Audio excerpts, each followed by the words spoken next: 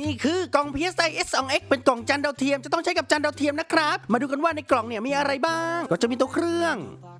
รีโมทฐานสาย HDMI และก็ตัวคู่มือนะครับส่วนใครใช้จอรุ่นเก่าเนี่ยจะต้องซื้อสาย AV เพิ่มนะครับใครที่ซื้อของจากร้านเราไปเนี่ยเราจะจูนจานนำไว้ให้แล้วนะครับใส่แค่สายสัญญาณสายทีวีแล้วก็เสียบปลั๊กดูได้เลยเริ่มแรกเสียบสายสัญญาณภาพเข้าไปก่อนนะครับแล้วก็เสียบสายสัญญาณจากจานดำส่วนปลั๊กไฟอย่าเพิ่งเสียบนะครับผมเราไปต่อให้เรียบร้อยก่อนนะครับเอาสาย HDMI อีกเส้นนึงเนี่ยไปเสียบหลังทีวีกรณีนี้เราจะเสียบเข้าช่อง HDMI 1นะครับส่วนที่ทีวีเราก็ต้องเปลี่ยนเป็นช่อง HDMI 1เช่นกันพอเราต่อทุกอย่างเสร็จแล้วเราก็เสียบปลั๊กเปิดเครื่องพอมีไฟสีน้ำเงินก็แสดงว่าเครื่องติดนะครับเรียบร้อยแล้วครับผมเราเสียบกับจานดำแล้วก็ดูได้เลยแบบนี้เอาพี่แล้วถ้าผมใช้จานแดงล่ะจาน KU band ผมจะใช้งานได้หรือเปล่ามาดูกันดีกว่านะครับผมเริ่มต้นผมปิดเครื่องก่อนนะครับแล้วก็เปลี่ยนสายสัญญาณจากจานดำเป็นจาน KU band แบบนี้นะครับหรือจะเป็นจานส้มจานเหลืองจานไหนๆก็ได้นะครับผมถ้าเป็นใบจานขนาดเล็กคือจาน KU band ทั้งนั้นเลยแล้วถ้าจานของเราเนี่ยมีความแรงสัญญาณมากพอเครื่องมันก็จะจูนให้อัตโนมัติแบบนี้